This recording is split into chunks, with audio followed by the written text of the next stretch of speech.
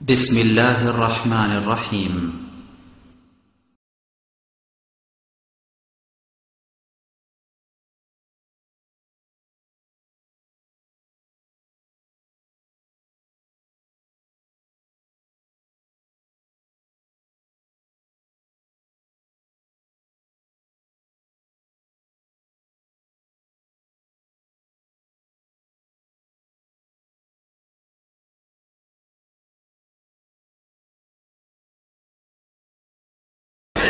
আসসালামু আলাইকুম ওয়া রাহমাতুল্লাহ। ইন্নাল হামদালিল্লাহ নাহমাদুহু ওয়া নাস্তাঈনুহু মান ইয়াহদিহিল্লাহু ফালা মুযিল্লা লাহু ওয়া মান ইউদ্লিল ফালা হাদিয়া লাহু ওয়া আশহাদু আন লা ইলাহা ইল্লাল্লাহু ওয়াহদাহু লা শারীকা লাহু وأشهد أن محمدا عبده ورسوله أما بعد فأعوذ بالله من الشيطان الرجيم وإذا بشر أحدهم بالأنثى ظل وجهه مسودا وهو كظيم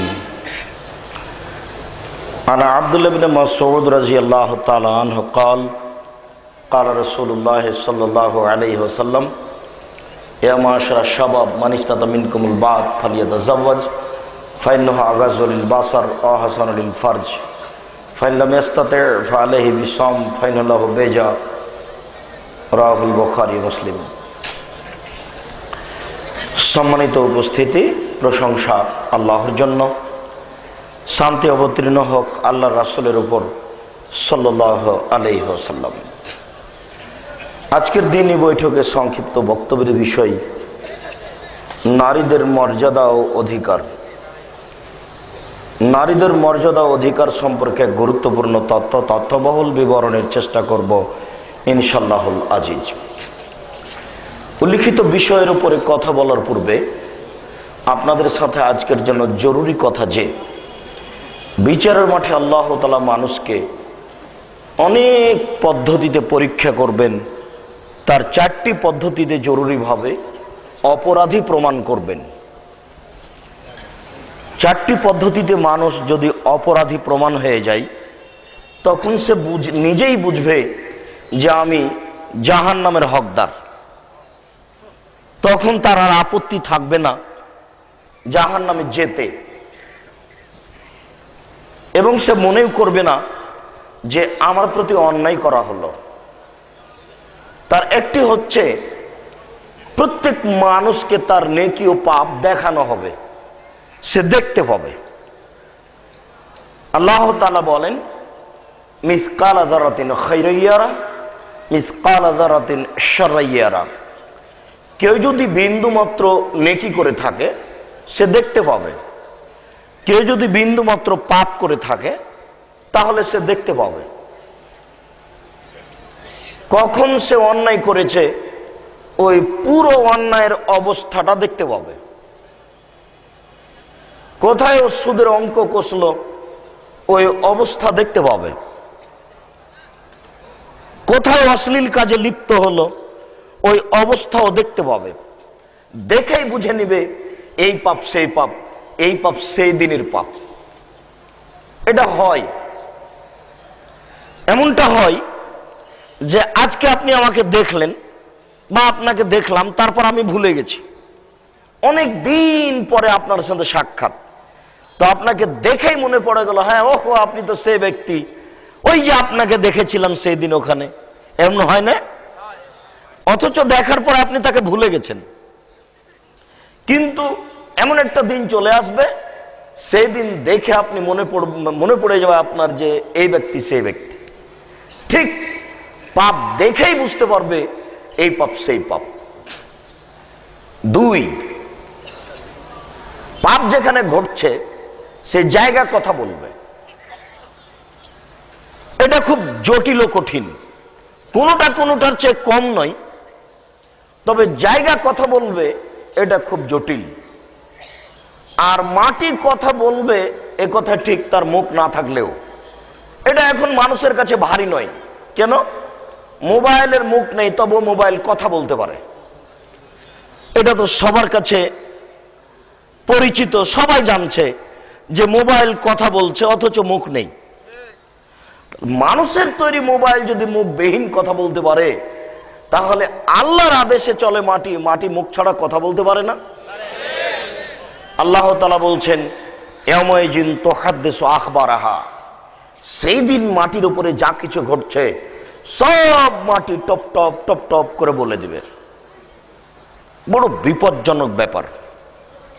শুনুন, এই ছেলে, তোমরা যারা দায়িত্ব পালন করছো তারা দেখো, আমি অবশ্য অবগত নই যে যারা আমরা দাঁড়িয়ে আছি ডান দিকে, আসলে তাদের বসার জায়গা নেই নাকি। যদি না থাকে ভালো কথা, দাঁড়িয়ে থাকবেন, এরপরও চলাচল করতে পাবে না। এই কোণা থেকে ওই কোণা পর্যন্ত তোমরা পাহারা দাও। কোন জায়গায় যদি দুইজন মানুষ দাঁড়িয়ে কথা বলে, তাহলে এটা হবে তোমাদের অযোগ্যতা। আমরা দীর্ঘ সময় কথা বলবো না, তবে আমরা চাচ্ছি যে একেবারে পাথরের মতো স্টিল বসে থেকে কয়েকটা কথা মূল্যায়ন করুন, করা একান্ত জরুরি। এ কথাই চূড়ান্ত যে শিরক করলে আমল বাতিল হবে, বিদআত করলে ইবাদত কবুল হবে না, এটা চূড়ান্ত। তাই আল্লাহ তাআলা বলেছেন, ইয়া আইয়ুহাল্লাযীনা আমানু, হে বিশ্বাসীগণ, আতিউল্লাহ, তোমরা আল্লাহকে মান্য করো, আতিউর রাসূল, রাসূলের আনুগত্য করো, ওয়ালা তুবতিলু আমালাকুম, তোমরা তোমাদের আমল বাতিল করো না। আগের দুইটা 19-20 হলে আমল বাতিল হবে, আমল বাতিল হবেই, এটা চূড়ান্ত। শিরক করলে অতীতের নেকি কাটা যাবে, বিদআত করলে ইবাদত কবুল হবে না। আর দুটাই হচ্ছে মানুষের ধারণায় নেকির কাজ। কেউ যদি চুরি করে, তাহলে সে বলবে ছি ছি নাউজুবিল্লাহ, একটা চুরি এটা পাপের কাজ, সে এক সময়ে ক্ষমা চাইবে। কিন্তু সে নিজেই যদি মনে করে যে আমি নেকি করলাম, তাহলে কি ক্ষমা চাইবে? বাপ মারা গেছে, ঢাকায় কোটি টাকা ইনকাম করে ছেলে, এখান থেকে মোবাইলে বলে দিচ্ছে, চাচা আপনার অ্যাকাউন্টে 10,000 টাকা পাঠালাম, একটা গরু জবাই করে বাপের নামে খাওয়িয়ে দেন। ছেলে ভালো মনে করি করলো। যেহেতু ছেলে জানে না, ছেলের অবস্থা আর বাপের অবস্থা হলো ওই মাঝি আর বাবুর মতো। ছেলের অবস্থা আর বাপের অবস্থা কার মতো? ওই যে মাঝি আর বাবু। ওই যে বাবু নৌকায় উঠেছে, তখন বাবু বলছে, ও মাঝি, চাঁদ কেন বাড়ে কমে রে, বলতে পারিস? না, আমি কি আর জানি বাবু। ও দেখি তোর জীবন চারায় নাই মিছে। মাঝি, এটা বলতে পারিস কেন হয়? আমি কি আর এটা জানি। ও দেখি তোর জীবন আটা নাই মিছে। মাঝি, এটা বলতে পারিস? আমি কি আর জানি বাবু এগুলো। দেখি তোর জীবন 12 আনাই মিছে। ইতিমধ্যে বাতাস উঠেছে, নৌকা হিলে উঠেছে। তখন মাঝি বলছে, বাবু সাঁতার জানো বাবু? তখন বাবু বলছে, না রে মাঝি, না, আমি তো সাঁতার জানি না। ও বাবু, এখন কেন কাবু? এখন দেখি তোমার জীবন 16 আনাই মিছে, বাপ বেটার জীবন 16 আনাই মিছে। মায়ের পেটে আছে বাচ্চা, তখন বাপ ভাবছে যে একে ইংলিশ মিডিয়ামে পড়াবে, এখনো হয়নি। তাহলে তো অবস্থা এ হবে, এই ছেলে বলবে, চাচা 20,000 টাকা পাঠালাম, একটা গরু জবাই করে আমার বাপের নামে খাওয়িয়ে দিন। এলাকাবাসী খাবে। এ হলো বাপ বেটার জীবন 16 আনাই মিছে। টাকাটিও লস, ছেলেকে যে টাকা পয়সা খরচ করে পড়িয়েছে এটাও লস, জীবনটাই শেষ। জীবনটারই মূল্য দিতে পারে না কেউ, তার মানে কিছু জানে না। শুনুন, শিরক করলে আমল বাতিল হয়, এ কথাই ঠিক। বিদআত করলে কি ইবাদত কবুল হয় না, এটাই চূড়ান্ত। অথচ দুটি কাজ মানুষের ধারণায় নেকির কাজ। ওই যে ছেলেটা বলল চাচা গরু জবাই করে মানুষকে খাওয়িয়ে দিয়েন, তো তার ধারণা এটা ভালো না মন্দ? ভালো। ভালো নিলে করতে বলছে কেন? অথচ পাপের কাজ। যেখানে যা করছেন মাটি বিচারের মাঠে বলে দিবে, এটা বড় বিপজ্জনক ব্যাপার। 3, আপনার কর্ম লিখা হচ্ছে সব। মনে করছেন যে কি যে লিখছে আমি তো জানি না কি যে লিখছে। কেরামান কাতেবিন, সম্মানিত লেখকগণ। আমরা মনে করতাম আগে যে কেরামান একজন আর কাতেবিন একজন, আর ভিতর বুঝি না, মানে কেরামান একজন আর কাতেবিন একজন। এটা তো আর আমাদের জানা নাই যে এই দুইটা মিলে একটা, অর্থাৎ সম্মানিত লেখকগণ। সম্মানিত লেখকগণ কি যে লিখছেন আমরা তো জানি না, এটা আমার আপনার আপত্তি থাকবে।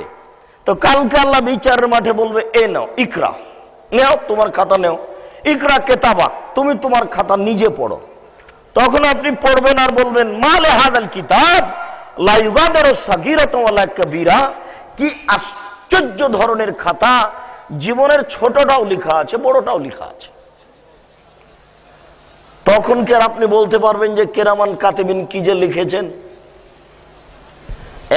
নিজে পড়তে পারবেন, আরবি জানলেও পড়তে পারবেন, আরবি না জানলেও পড়তে পারবেন, মাস্টার ডিগ্রি পাস হলেও পড়তে পারবেন, না হলেও পড়তে পারবেন। পৃথিবীর সবাই পড়তে পারবে, কেউ বিচারের মাঠে মূর্খ থাকবে না, সবাই পড়তে পারবে। পড়বে আর বলবে, আশ্চর্য ধরনের খাতা, জীবনের ছোটও লেখা আছে বড়ও লেখা আছে। 4, মুখ সিলাই থাকবে, হাত পা কথা বলবে, অবিচ্ছেদ্য সাক্ষী হতে সাবধান। অবশ্যই এটা আমাকে কে যেন বলতে বলছিলেন। একবার আমরা আলোচনা করছিলাম, যেই সাক্ষীগুলি আপনার থেকে বিচ্ছিন্ন হয় না সে ব্যাপারে আপনি সাবধান থাকুন। তার মধ্যে হচ্ছে শরীরের চামড়া, তার মধ্যে হচ্ছে হাত, তার মধ্যে হচ্ছে পা, তার মধ্যে হচ্ছে জিহ্বা।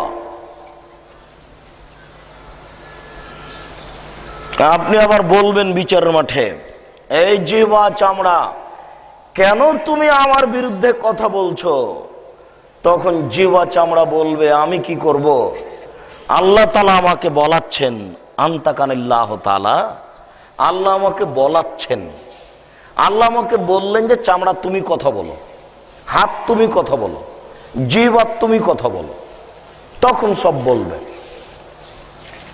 আলিয়ামা নাখতেমু আলা আফওয়াহিহিম, আমি বিচারের মাঠে তাদের মুখ সিলাই করে দেব।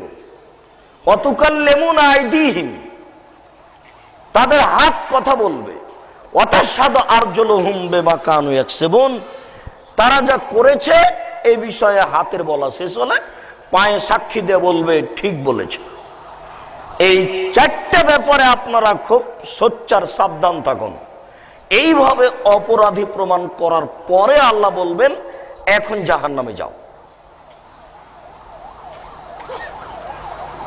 তবে কতগুলি ব্যাপার আছে, আল্লাহ যদি কাউকে ক্ষমা করতে চান, ফায়াস্তরহু ইয়াযাউ আলাইহি কানাফাহু, আল্লাহ তার বাহুটা হাতটা তার উপরে চাপিয়ে দিবেন, তারপরে তাকে ঢেকে নিয়ে বলবেন, আ তারিফু হাজা, আ তারিফু হাজা, তুমি কি এই পাপ চিনতে পারছো? তুমি কি এই পাপ চিনতে পারছো?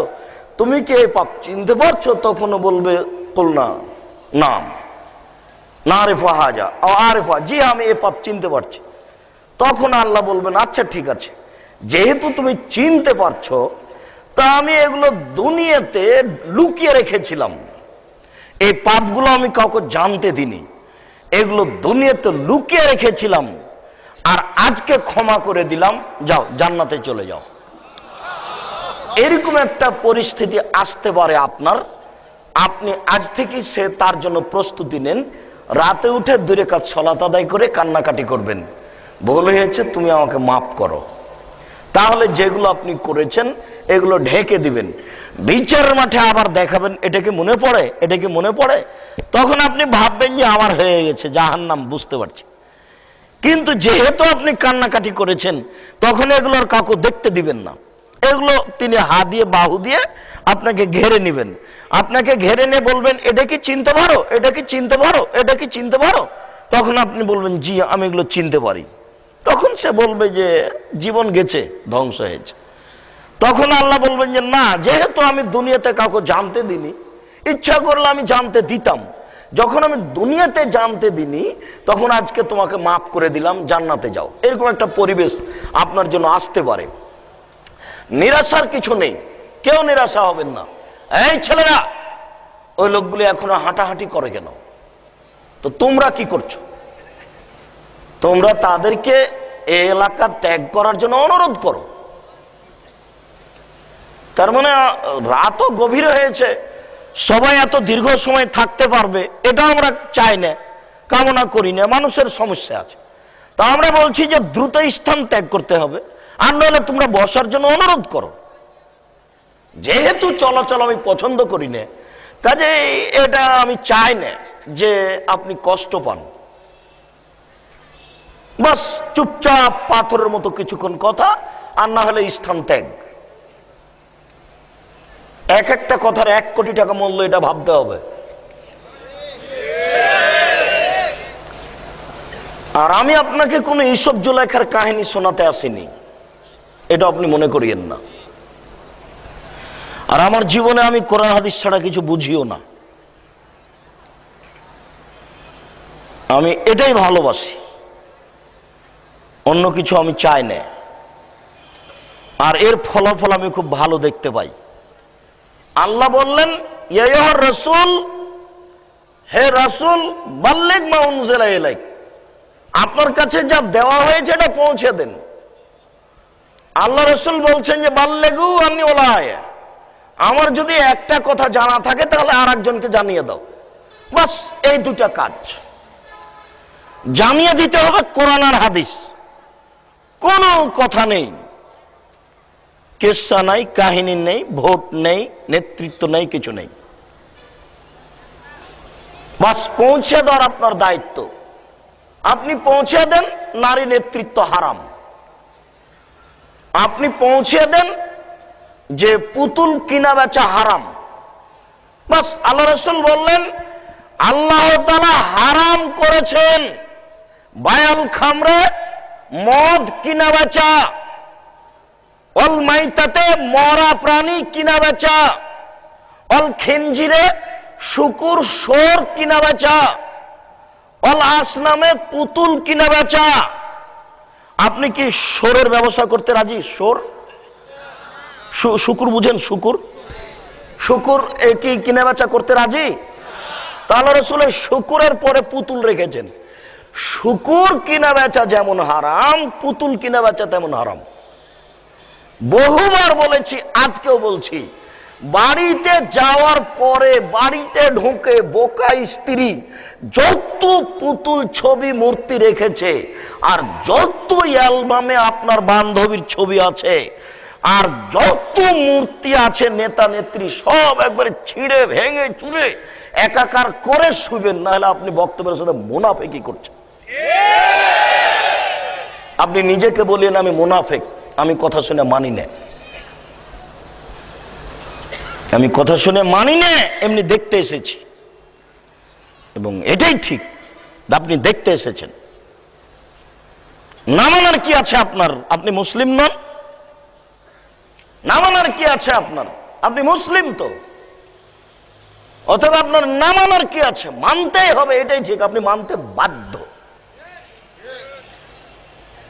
সম্মানিত উপস্থিতি, বলছিলাম নিরাশা হবেন না, নিরাশার কিছু নেই, জান্নাত পাওয়া যাবে ইনশাআল্লাহ।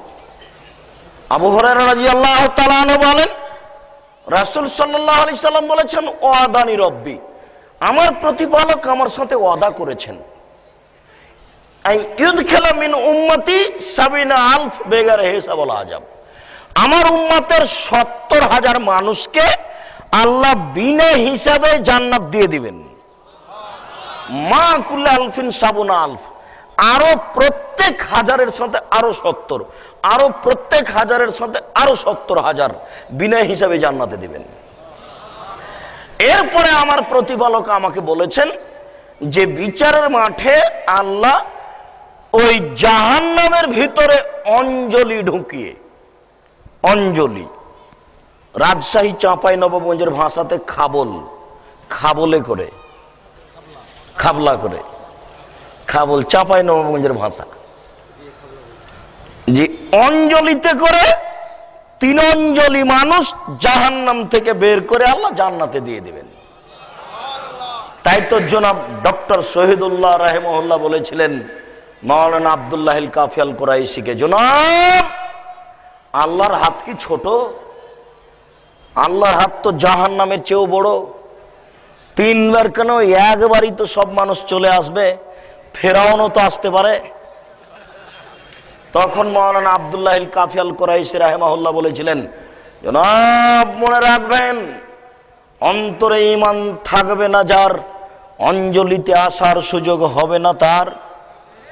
মনে রাখবেন, অন্তরে ঈমান থাকবে না যার, অঞ্জলিতে আসার সুযোগ হবে না তার। শিরক করলে ঈমান কেটে যায়, খুব সাবধান। 4 বছরের ছেলে স্কুলে গিয়ে বলছে, ওমা তোমার আকাশ তোমার বাতাস, কাপুরুষ সন্তান তুমি একটা বানাও, ঠাকুরের নিয়েছো কেন? যদি না বানাতে পারো তো নজরুলের কাছে ধার নেও। নজরুল বলছেন, চল চল চল ঊর্ধ্ব গগনে বাজে মাদল, থাকবো না আর বদ্ধ ঘরে, দেখো এবারে জগৎটারে। তুমি বানাতে না পারলো নজরুলের কাছে কর্জ নাও, তুমি ঠাকুরের কাছে গেলে কি করে? তোমার মতো ছেলের বিদ্যাকে কবর দিতে এসেছি মাঠে, মনে রেখেও।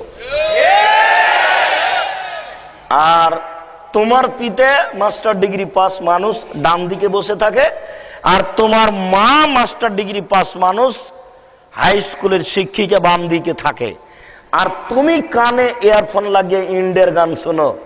তোমার মাকে আর তোমার বাপকে যদি আমরা অশিক্ষিত প্রমাণ করতে না পারি, জাতির সামনে আর আসবো না। মনে রেখো, তুমি খুব ভালো করে মনে রেখো। আজকে তো এখনই চলে যাব না, সকালে যাব। তোমার আব্বাকে নিয়ে আমার সাথে কথা বলো, যদি অশিক্ষিত প্রমাণ করতে না পারি, অন্তত আমি আব্দুর রাজ্জাক আর কোনোদিন জাতির কাছে আসবো না।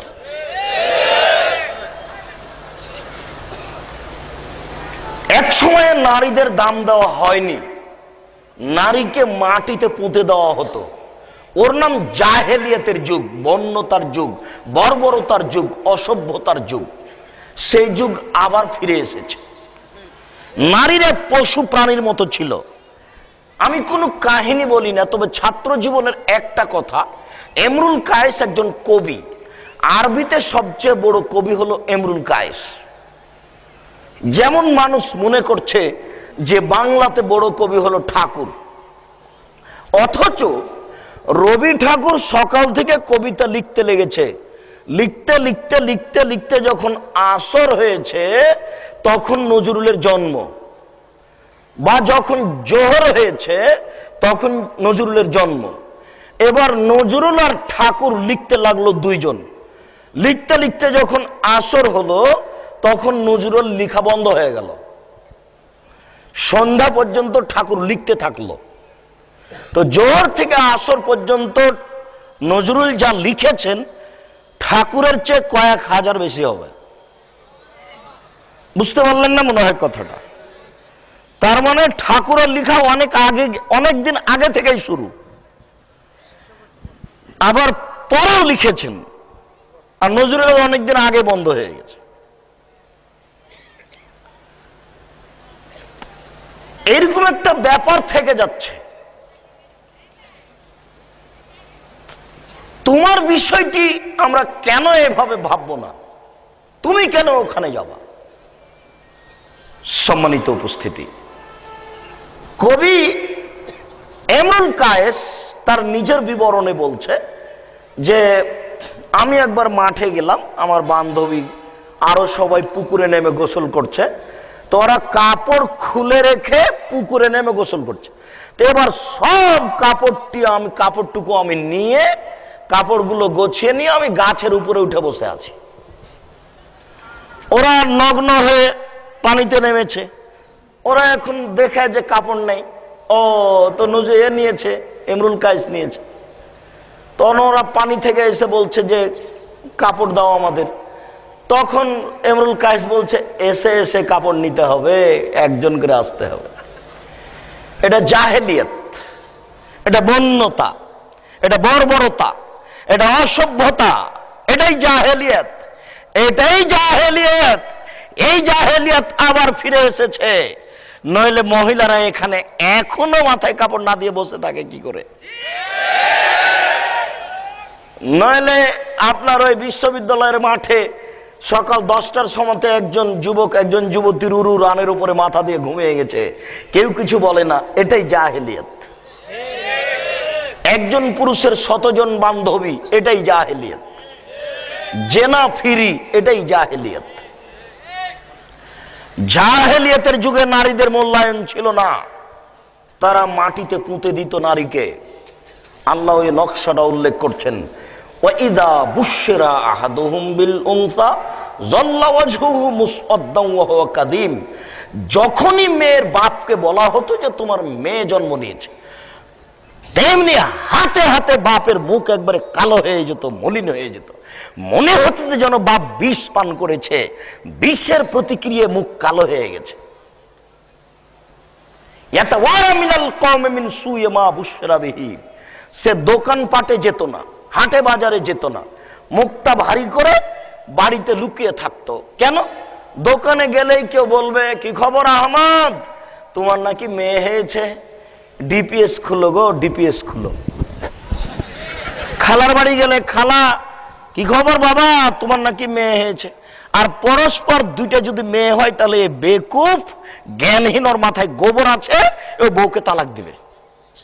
বউ কাপুরুষ, তুমি ভাবো তোমার কেন মেয়ে হলো, স্ত্রীর কি অসুবিধা হলো, তুমি তার উপরে খেপছো কেন? আবার মাঝে মধ্যে শাশুড়িও বলে বেটাকে, এই বউ চলবে না, খালি বেটি হয় বাদ দে। মানে মা যেমন বেটা তেমন, বাপ তেমন, সবাই একই রকম, সবাই মূর্খ, এবারে গড়ানে মূর্খ। মেয়ে জন্ম নিলে মুখ কালো হয়ে যায়, মানুষ সমাজে যায় না, সে ভাবে চিন্তা করে কি করি, অপমান অবস্থায় মেয়ে রেখে দিব না মাটিতে পুঁতে দিব? মেয়ে যদি রেখে দিই অপমান সুনিশ্চিত, মাটিতে পুঁতে দিলে বালাই চলে গেল। অপমান কেন? এখন থেকে টাকা জমা করতে হবে, একটা অপমান। 5 লক্ষ টাকা চাইবে, মানুষের কাছে কর্জ নিতে হবে, অপমান। কয়দিন পরে মানুষে বলবে কি খবর, তোমার মেয়ে অমুকের সাথে রিক্সায় ঘুরতে দেখলাম, অপমান। কয়দিন পরে বলবে তোমার মেয়ে নাকি বের হয়ে গেছে, অপমান। মেয়ে থাকলে অপমান আর অপমান, অপমান আর অপমান। কেন? পিতা তো আর বুঝে না কিভাবে মেয়েকে লালন পালন করতে হবে। অথচ আমরা বলেছি যে মেয়ে যখন জন্ম নিয়েছে পাশে আজান দেন, বিসমিল্লাহ বলে মায়ে দুধ পান করাবে। বড় মানুষের কাছে গিয়ে তাহানিক করে নিবে, খেজুর চাপে ভিতরে নিয়ে নিবে। 7 দিন পরে আকিকা হবে, 1 বছর পরে পায়জামা পরাতে হবে, জাঙ্গিয়ে নয়। 5 বছর পরে মাথায় স্কার্ফ দিয়ে স্কুলে পাঠাতে হবে। 12 বছর পরে সম্ভ্রান্ত পরিবারের মেয়ে, দামি হাত মোজা থাকবে, দামি পা মোজা থাকবে, উন্নত মানের কাপড় থাকবে, চোখ ঘেরা থাকবে, চশমা থাকবে চোখে, কলেজে যাবে। এলাকার লোক দেখে বলবে সম্ভ্রান্ত পরিবারের মেয়ে যাচ্ছে।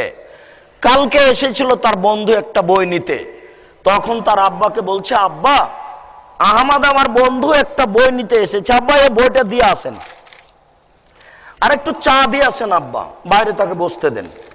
এবার তার পিতে গাইড বইটা দিয়ে আসলো, চা দিয়ে আসলো, এবার ও চলে যাচ্ছে। আর বলছে মনে মনে, বাপরে পর্দা করে, পর্দা করে গো, কঠিন পর্দা। যাকে দেখতে পাবে তাকেই বলবে। মেয়ে একটা, বাড়িতেও দেখতে পাইনি, স্কুলও দেখতে পেলাম না, কলেজও কোনোদিন দেখতে পেলাম না, কারোর সাথে গল্প করে না, রাস্তার এক পাশ দিয়ে হাঁটে।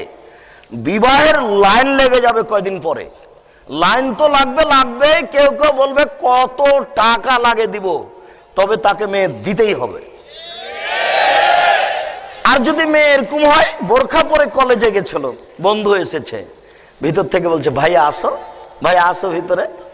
এবার ভাইয়া ভিতরে আসলো, চা পান করেন, এসে ভাইয়া একটু দেরি করেন, আম্মা খানা পানি রেডি করছে, আপনাকে খাওয়ানোর পরে যাবেন। তারপরে যা হোক চাটা কিছু হলো, খাওয়া দাওয়া হলো, গার্ড নিল, এবার বের হয়ে যাচ্ছে, তখনও বলছে তুই মুনাফেক রে, তুই মুনাফেক, তোকে চিনেছি, তুই কলেজে ছিলি একরকম আর বাড়িতে দেখি আর একরকম, তুই মুনাফেক। ওই একাই ঢোল সবাকে বলবে। ওই মেয়ের বিবাহের কথা ছাড়ো, ওকে আমি চিনি, ওদের বাসা আমি গেছিলাম, কথা বুঝা গেল না? ভুল পদ্ধতিতে বাপ চলে আজকে বলছে তোকে ত্যায্য পুত্র করলাম, মানে মেয়ে বের হয়ে গেছে তখন বলছে ত্যায্য পুত্র করলাম। কোটিবার যদি বাপ বলে ত্যায্য পুত্র করলাম, তবু 5 পয়সা দাম নেই। যতদিন পর্যন্ত বাপ না বলেছে জামাই শোনো, 2 জন সাক্ষী থাকো, আমি তোমাদের বিবাহের সম্মতি জানালাম, ততদিন পর্যন্ত জেনা হতে থাকবে, 7 ছেলের মা হলেও জেনা।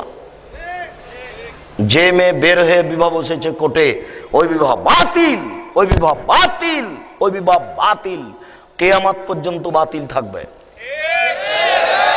যতদিন পর্যন্ত মেয়ের বাপ রাজি না হয়েছে ততদিন পর্যন্ত এটা জেনা হতে থাকবে। আজকে না আপনি রাগ করছেন, সেদিন কোথায় গেছিলেন? জাহেলিয়াতের যুগে মেয়েদের দাম দেওয়া হয়নি, তারা মেয়েদেরকে পুঁতে দিত। তাই একজন সাহাবী বলছেন, আল্লাহ রাসূল ওয়াদ আসারা বানাতেন লিবেয়াদি, আমার নিজ হাতে আমার 10 জন মেয়েকে আমি মাটিতে পুঁতে দিয়েছি, আমার কি হবে? নিজ হাতে 10 জন মেয়েকে মাটিতে পুঁতেছি।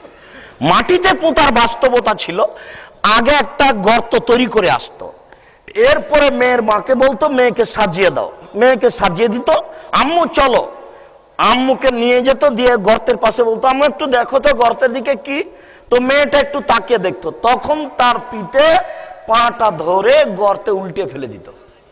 মেয়ে তখন গর্তে পড়ে চিৎকার করতো, আব্বু আব্বু আমাকে বাঁচান, আব্বু আমাকে বাঁচান। তখন এই চিৎকারের উপরে মাটি চাপিয়ে দিত। আচ্ছা, আপনি কি মনে করছেন মেয়েটার তার উপরে মহব্বত নেই? ঘটনা কি? বাপ কি জন্ম দেওয়ার পরে এইভাবে মেয়েকে মাটিতে গর্তে পুঁতে দিতে পারে? কোরআন তো তাই বলছে, হাদিসও তাই বলছে, এইভাবে পুঁতে দিত। আমি আপনাকে বলছি যে কেন, আসলে কি মহব্বত ছিল না? জি না, মহব্বত ছিল। পরিস্থিতি এত কঠিন, পরিস্থিতি এত কঠিন, পরিস্থিতি এত কঠিন যে একটা কেন 100 মেয়েকে বাপ মাটিতে পুঁতে দিতে প্রস্তুত। কিভাবে পরিস্থিতি হলো, কিভাবে? ওই যে মেয়ে কত আদর করে বলছেন, আম্মু কি লাগবে আম্মু, আম্মু এই যে কাপড় চোপড় নেও, আম্মু বই পুস্তক নেও, আম্মু 3টে মাস্টার লাগবে, 3 9,000 টাকা দিব, ভালো করে পড়ো। আরে মাসে 9,000, কাপড় চোপড় সবকিছু, বিউটি পার্লারে সবকিছু প্রস্তুত। বাপে বলছে তোমার জন্য জীবন দিতে রাজি আছি, তুমি ভালো করে পড়ো। এই কথা বলার পরের দিন দেখছে মেয়ে নাই, বের হয়ে গেছে। তখন বাপে বলছে তোকে জবাই করব, তোকে জবাই করব, তোকে ত্যায্য পুত্র করলাম। কি কথা বুঝতে পারলেন না মনে হয়? তো এরকম হলো কেন, ঘটনা কি? কাল যে বলছে যে তোমাকে, তোমার জন্য 3টা সাবজেক্ট প্রাইভেট দিলাম, 9,000 টাকা মাসে, তার মানে এখন মেয়েকে জবে করবে, করবেও ঠিক, পেলেই করবে। আপনি কি মনে করছেন? এমনও মেয়ে বের হয়ে চলে গেছে, 7 ছেলের মা হয়ে গেছে, এখনো বাপ তার মুখ দেখে না। কি বলছেন আপনারা? এরকম নেই? দেখে না, বলছে যে ওকে আমি তো দেখবো না জিন্দেগিতে, আমার বাড়িতে তাকে পা দিতে দিব না। এটা হলো কেন? কালকে যে বলছিল যে 3 জন শিক্ষক থাকলো 9,000, কি লাগবে সবই দিব। তার মানে পরিস্থিতি এখন বলছে যে বাপ তাকে জবে করবে, এর নাম পরিস্থিতি, এর নাম জাহেলিয়াত। এই কারণে মেয়েকে মাটিতে পুঁতে দেওয়া হতো।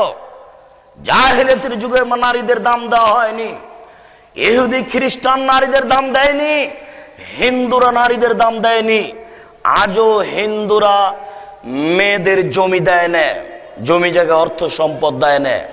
আজও হিন্দুরা মেয়েদের 5 পয়সা দাম দেয় না। কয়দিন আগে তো সতীদাহ প্রথা ছিলই, স্বামীর সাথে পানি আগুনে জ্বলে যেতে হবে, নোংরামি ছিল তাদের মাঝে। ইহুদি খ্রিস্টান কোনোদিনই দাম দেয়নি, আজও দেয়নি। ইহুদি খ্রিস্টান বলছে যে ওদের বিবাহ লাগবে না, শুধু জেনা হবে। জেনা হতে হতে যত ছেলে জেনার মাধ্যমে হবে, এরা বড় হয়ে যোদ্ধা হবে, এরা ইরাকে আফগানিস্তানে এরকম মুসলিম দেশে মারা যাবে, এদের ডাকার জন্য কেউ থাকবে না। তারপরে ওই মেয়েটার বয়স যখন 50 বছর হয়ে যাবে, তখন তার সাথে আর কেউ জেনা করবে না, তখন তাকে বৃদ্ধা আশ্রমাগারে ফেলে দেওয়া হবে।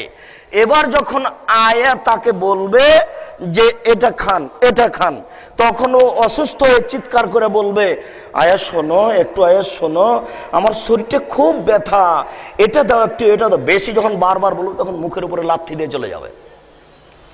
কথা বুঝতে পারলেন না মনে হয়? যদি 5টা ছেলে থাকতো, তাহলে বৃদ্ধা অবস্থায় মাকে বলতো, আম্মু আপনি ঢাকায় চলে আসছেন আমার কাছে। চিটাগাঙ্গালা বলছে, আম্মু আপনি আমার কাছে চিটাগাঙ্গে চলে আসেন। কেন? এগুলো হচ্ছে ছেলে মেয়ের ফলাফল। ওখানে ছেলে মেয়ে নাই যে। ইহুদি খ্রিস্টান যে নারীদের দাম দেয়নি, আবার ঋতুবতী হলে ছি ছি ছি ছি, ঋতু পচে গেছে, ওকে বিছানা আসতে দিও না, ছি ছি ছি ছি ছি, পচে গেছে ও, ওকে ভাতের পাতিল স্পর্শ করতে দিও না। অথচ প্রিয় নারী, প্রিয় স্ত্রী, তাকে ভাতের পাতিল স্পর্শ করতে দিও না, আজও দেয় না। পক্ষান্তরে আয়েশা রাদিয়াল্লাহু তাআলা আনহা বলেন যে 1 গিলাস পানির কিছু অংশ পান করার পরে গিলাসটা আল্লাহ রাসূলের হাতে দিলাম, আল্লাহ রাসূল ওখানে মুখ লাগিয়ে পানি পান করলেন যেখানে আমি মুখ লাগিয়েছিলাম। তখন আমি ঋতুবতী। একটা গোশতের টুকরা আমি দাঁত দিয়ে ছিঁড়ে খেলাম, কিছু অংশ খাওয়ার পরে রাসূলের হাতে দিলাম, আল্লাহ রাসূল ওখানে দাঁত লাগালেন যেখানে আমি দাঁত লাগিয়েছি, তখন আমি ঋতুবতী। আল্লাহ রাসূল আমার উরু রানের উপরে মাথা রেখে কোরআন তেলাওয়াত করলেন, তখন আমি ঋতুবতী। উম্মু সালামা রাদিয়াল্লাহু তাআলা আনহা বলেন, একটা চাদরের অর্ধেক আমার গায়ে, অর্ধেক রাসূলের গায়ে, তখন তিনি সালাত আদায় করলেন, এ সময় আমি ঋতুবতী। দেখেন আল্লাহ রাসূল কিভাবে নারীদের দাম দিলেন।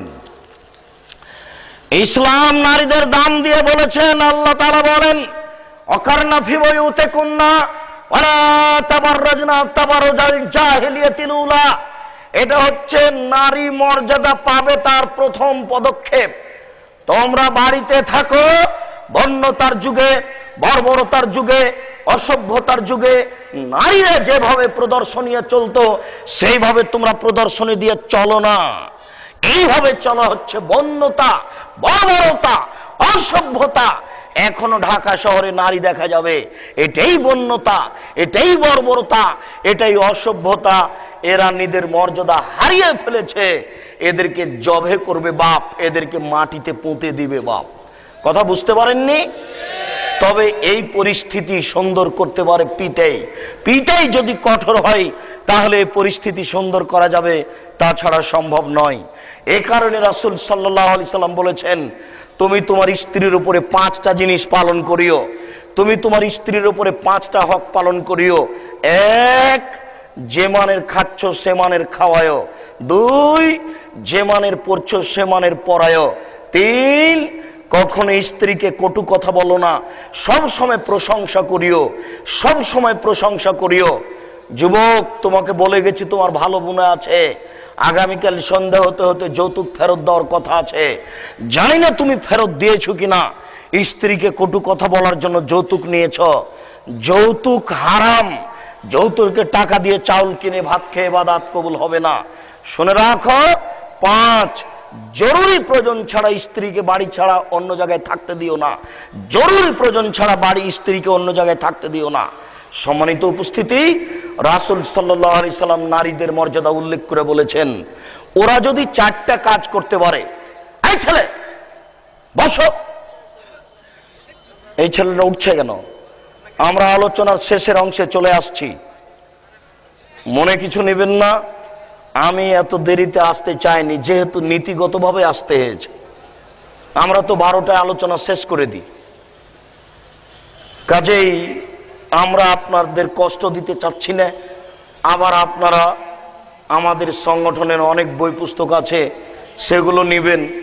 আমি খাকসার যেগুলো আগে থেকে বের করেছি সেগুলো তো আছেই, আর বিশেষভাবে উপদেশ বইটা আছে, যেটা আমি যা বলেছি জীবনে সেটা কলমে লিখে দেওয়ার চেষ্টা করেছি। বইয়ের নাম উপদেশ। 120 টাকা বড় কথা নয়, আপনাকে 10 বার পড়তে হবে, এটা বড় কথা। আর তাওজিহুল কোরআন, এই বইগুলি রাখতে হবে জরুরিভাবে। নারী যদি 4টা কাজ করে তাহলে জান্নাতের যে কোনো দরজা দিয়ে ঢুকতে পাবে। আপনার এরকম কোনো সুযোগ নেই, আপনি এরকম কোনো সুযোগ পাবেন না। কিয়ামত পর্যন্ত যদি খুঁজেন যে পুরুষ 4টা কাজ করলে জান্নাতে চলে যাবে, এরকম কোনো পুরুষের জন্য যে কোনো কাজ পাবেন না। নারী যদি 4টা কাজ করে তাহলে জান্নাতে চলে যাবে। 1, সল্লাত খামসাহা, 5 ওয়াক্ত নামাজ পড়বে। 2, সমাত সাহরাহা, রমজান মাসে সিয়াম রোজা থাকবে। 3, আতাত বালাহা, স্বামীকে মান্য করবে। 4, অহসানাত ফারজাহা, জেনা থেকে লিপ্ত বেঁচে যাবে, নিজেকে রক্ষা করবে। এই 4টা কাজ যদি নারী করতে পারে জান্নাতের যে কোনো দরজাতে ঢুকতে পাবে। আপনার এই সুযোগ নেই।